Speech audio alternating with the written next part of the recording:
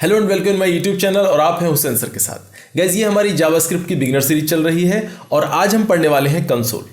Console Google Chrome का एक developer tool है और ये डेवलपर टूल जो कंसोल है ये इतना ज़्यादा मोस्ट इंपॉर्टेंट है कि जो भी स्क्रिप्टिंग सीखते हैं, मतलब जावास्क्रिप्ट जो भी सीखते हैं, उनको ये आना ही चाहिए, क्योंकि कंसोल में हम एरर को फाइंड बहुत आसानी से कर लेते हैं। कंसोल एरर को बिल्कुल आसानी से फाइंड करके बता देता है और उसको ये भी बताता है कि ये एरर कौन सी लाइन में है, कहाँ पर है। तो मोस्ट इंपॉर्टेंट जो काम है कंसोल का वो है एरर को फाइंड करना। इसके अलावा हम टेम्परेरी तौर पर हम अपनी स्क्रिप्टिंग को यहाँ पर इम्प्लीमेंट करके देख सकते हैं, टेस्ट करके देख सकते हैं टेम्परेरी तौर पर कि हम अगर ये स्क्रिप्ट लगाएं तो इसका रिजल्ट क्या आएगा। तो वो सारी चीज़ें हम बाद में अपनी वेबसाइट में अप्लाई कर सकते हैं।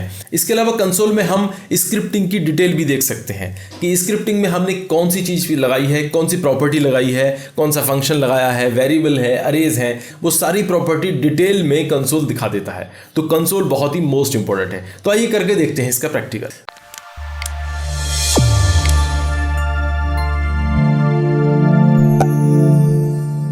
Welcome back. तो आज देखिए मैंने एक HTML डॉक्यूमेंट खोला हुआ है सबलाइन में और देखिए यहाँ पर मैं गूगल क्रोम में इसका रिजल्ट देखूंगा।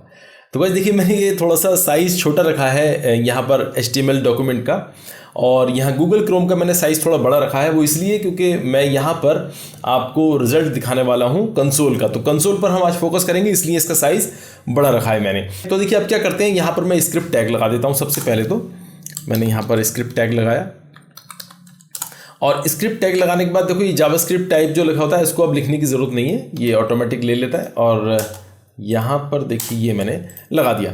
अब यहाँ पर हम जब भी कुछ यहाँ प्रिंट करके देखना चाहते हैं कुछ भी, तो उसके लिए यहाँ पर हमें document.write प्रॉपर्टी लगानी होती थी, है ना। तो अभी मैं क्या करता हूँ, यहाँ पर वेरिएबल डिफाइन कर लेता हूँ। मैं करता हूँ वेरिएबल डिफाइन, वेर मैंने किया जी वेर ए, और वेर ए को मैंने वैल्यू दे दी 5 और ऐसी मैंने वेर वी डिफाइन किया बी और उसको मैंने वैल्यू दे दी 6। ठीक है, ये मैंने वैल्यू दे दी। अब यहाँ पर मैं प्रिंट करा के देखना चाहता हूँ वेरिएबल ए को।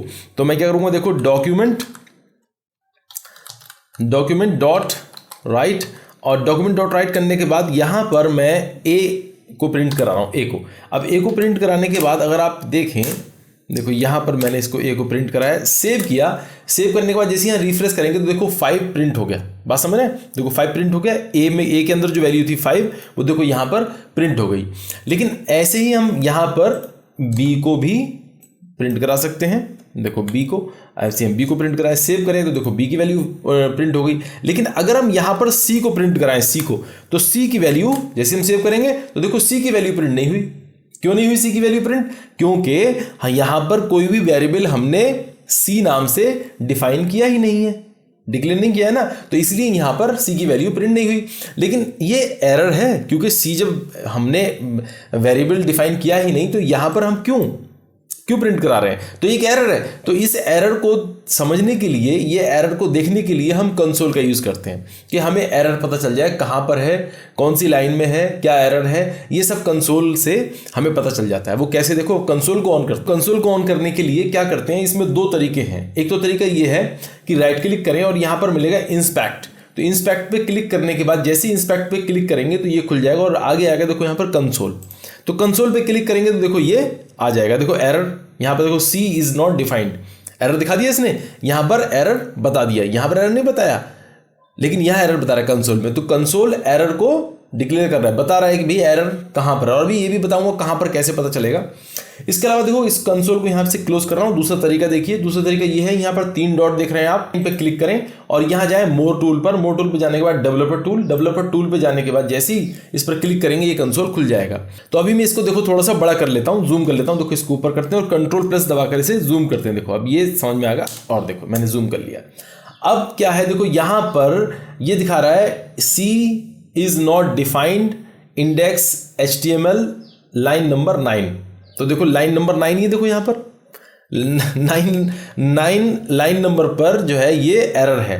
तो देखो जैसे ही आप इस पर क्लिक करेंगे तो देखो ये इसका एरर भी दिखा देगा। कहाँ पर है, देखो लाइन नंबर 9 document.write समझ गए। तो इसके बाद आप देखिए कंसोल पे चले जाइए वापस, यहाँ पर कंसोल पर जाकर आपको ये पता चलेगा। अब देखो यहाँ पर आपको सी आपने डिफाइन किया है, लेकिन सी यहाँ पर शो नहीं हो रहा, डॉक्यूमेंट डॉट राइट है। अब देखिए हम यहाँ पर ए देते हैं, देखो ए, हम ए करने के बाद सेव करते हैं, सेव करने के बाद जैसे यहाँ रिफ्रेश करते हैं तो यहाँ पर एरर कोई नहीं है, तो देखो ए की वैल्यू यहाँ प्रिंट हो गई।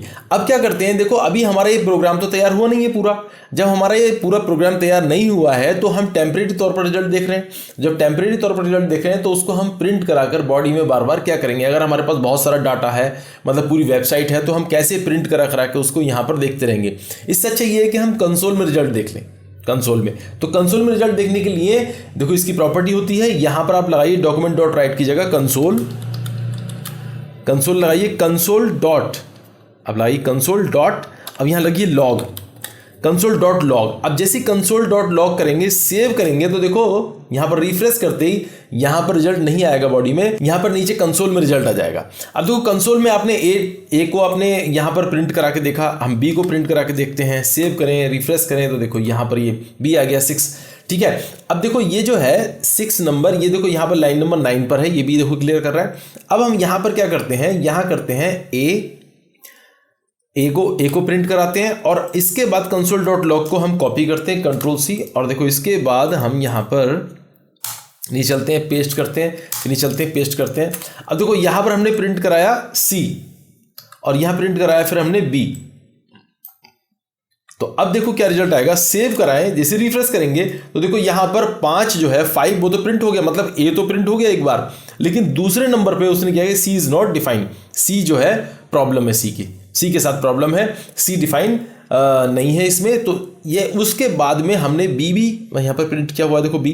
तो क्या हुआ कि जो स्क्रिप्टिंग थी यहाँ पर जब एरर आ गया तो इसने यहाँ रोक दी, ठीक है, और उसके बाद आगे की स्क्रिप्टिंग रन नहीं हुई। बात समझ गए। तो इसीलिए आप क्या करेंगे, कंसोल से आप देख सकते हैं कि कहाँ स्क्रिप्ट रुक सकती है हमारी, कहाँ प्ले होगी, क्या एरर होगा, ये सारी चीज़ें हम यहाँ पर कंसोल में देख सकते हैं। इसके अलावा मैंने आपको ये बताया था कि टेम्परेरी तौर पर हम इसको एडिटर की तरह भी यूज़ कर सकते हैं। तो देखो वो कैसे करेंगे, तो मैं इसको यहाँ से कंसोल को यहाँ से हटा रहा हूँ। देखो ये सब चीज़ें हटाने के बाद में देखो ये जो है, अब मैं यहाँ पर चलता हूँ, देखो सेव करके रिफ्रेश करते हैं, ना यहाँ रिजल्ट है ना यहाँ रिजल्ट है, हम यहाँ चलते हैं। यहाँ पर हम क्या करते हैं, देखो हम डिफाइन करते हैं वेरिएबल, हम करते हैं वेर, हमने वेर डिफाइन करा ए, तो देखो यहाँ पर वेरिएबल ए तो इक्वल टू, हमने ए के बराबर इक्वल टू लगाकर हमने कर दीजिए वेरिएबल 2 डिफाइन कर देते हैं ए को, ठीक है। अब देखो यहाँ पर ये बता रहा है कि हमने वेरिएबल ए डिफाइन करा 2 को, तो ये कह रहा है अनडिफाइंड, मतलब ये टेम्परेरी तौर पर काम कर रहा है, अनडिफाइन कर रहा है।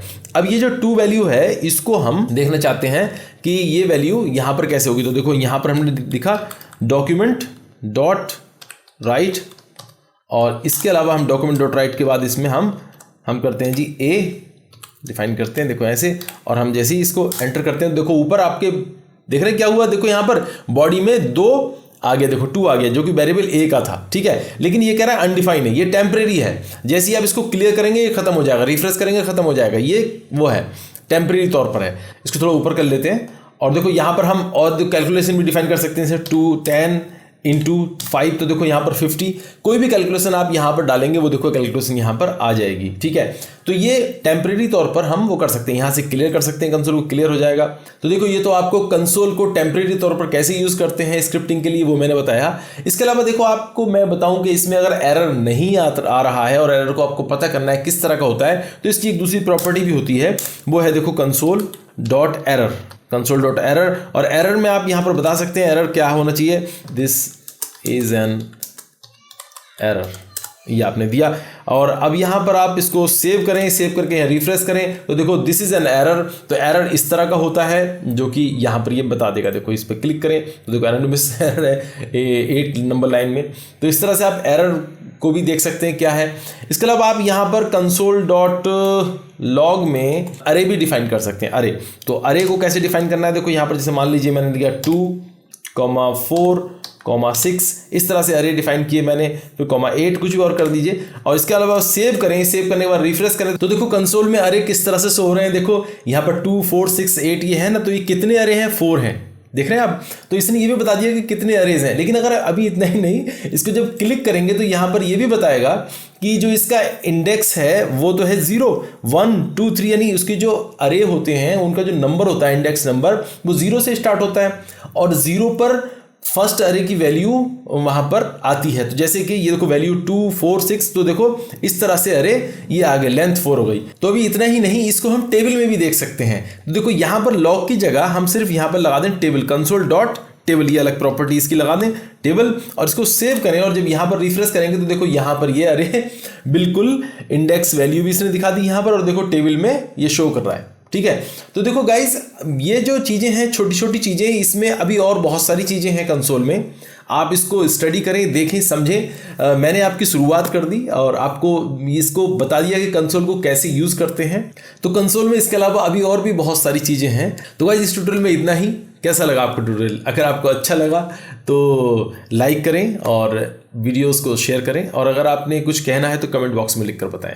गाइज अगर आपने अभी तक हमारे चैनल को सब्सक्राइब नहीं किया है तो प्लीज़ सब्सक्राइब करें और बेल आइकन को दबाना ना भूलें, जिससे कि आपको हमारे नोटिफिकेशंस मिलते रहें। तो गाइज मिलते हैं नेक्स्ट ट्यूटोरियल में, तब तक के लिए take care and bye bye.